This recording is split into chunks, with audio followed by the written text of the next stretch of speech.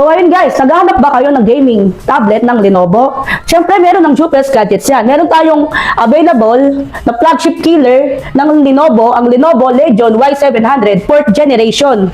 Naka-Snapdragon 8 Elite ito. Kaya napakasulit dahil latest ang chipset na ginamit dito, which is Snapdragon 8 Elite.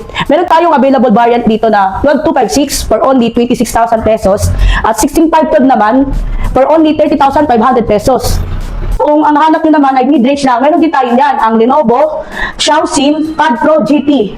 Meron tayong available ngayon na 8256 for only 15,000 pesos na lang. Naka-Snapdragon 8 Gen 3 din ito, kaya kahit ngayong 2026, sulit na sulit pa rin.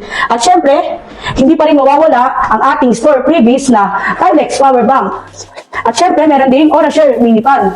Kaya ano pang hinihintay nyo? Itong dalawang tablet na to, sulit na to for gaming. Sa mga interesado dyan, tumatanggap din kami ng Skyro installment. Pwede din kayo mag-apply dyan, via online lang. Pwede din kayo mag-store pick up, tumatanggap din kami ng cash on delivery. At meron din tayo shipment via LBC sa mga malalayo dyan. Kaya ano pang hinihintay nyo? Just direct message us, Jupes Gadgets.